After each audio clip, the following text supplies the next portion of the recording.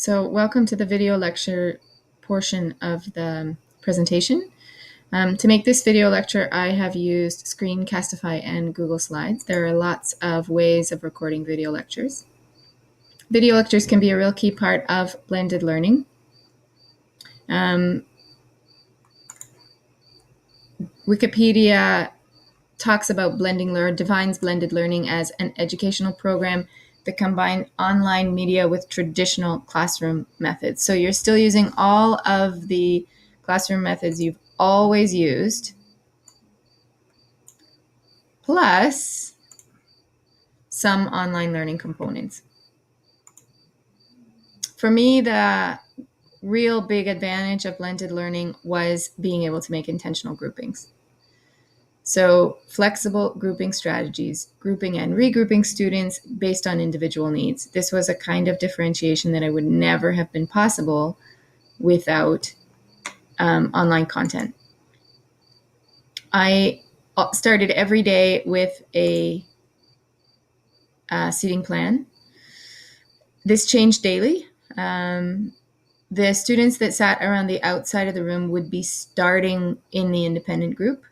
And then I had a small group with me, usually sort of centered in the middle of the room. The ideal eventually is to get to the point where you can do a third group that's student-driven and collaborative. I never could. My students never got there, but that's kind of a goal for the future. Just a little sort of maintenance thing that we taught the students that when they were working independently with tech, their screens had to face out. So everybody had their back to me and I could see their screens, which meant that I could supervise what was happening pretty easily. Reasons that I would make groupings or what the different groups did. So the independent group, I was teaching history. I used the independent group for background or prior knowledge. So they would get their initial kind of context or information learning that way. They would use it for reading the textbook and then taking an online quiz or watching a video lecture with questions. That left me in the smaller teacher group to do review or deepening from the video lecture. So they already had a base of knowledge and I was continuing on with that. I did a lot of critical reading and writing, but with small groups. And I often used that as an opportunity to do high-low groups. Or mixed. An interesting thing about the high-low groups, because this seating plan changed daily, most of them never figured out that they were in the high or the low group because it changed depending on the day.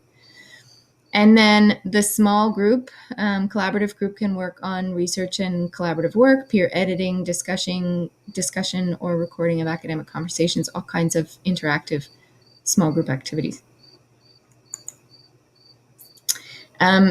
One of the keys to doing this is that the group that's doing tech has to have some kind of formative assessment that creates accountability and also gives you some information about what's going on. So video lectures, I used originally Explain Everything because I was using PowerPoint. Explain Everything, I think, is in the board group of apps. And the nice thing about that is that you can import your PowerPoint presentation directly in there and then talk over it. I'm using mostly Google Slides these days, so I've been looking for ways to do that, and Screencastify does a nice job of recording over Google Slides.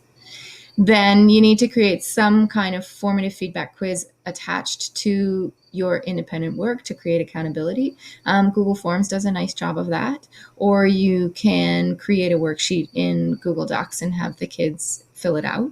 Just a little tip here, if you are using Google Docs, check out the app extension Drive 20. I think you can see that there, Drive 20, because it allows you, it's written by Alice Keller, who's an educator in the States that does a lot of blended learning, and it allows you to open 20 docs at once, which saves a lot of clicking. So you can open up most of your class at once and then you check and delete and check and delete. Anyway, I can talk more about that later if you want, but make sure you check that out if you're using Google Docs with your students. There are lots of other tools that collect formative assessment. The private school that I was at used PlayPosit. We loved that, or Socrative for quizzes. And there are tons and tons of lists of other tools that can collect formative feedback from electronic. I recommend that you really choose just one or two to use with your students.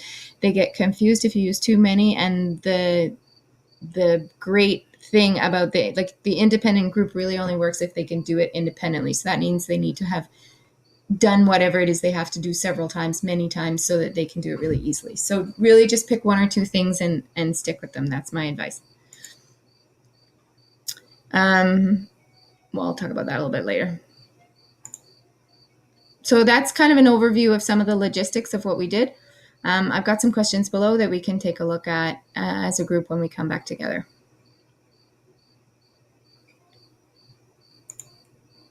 I'm going to figure out how to stop this.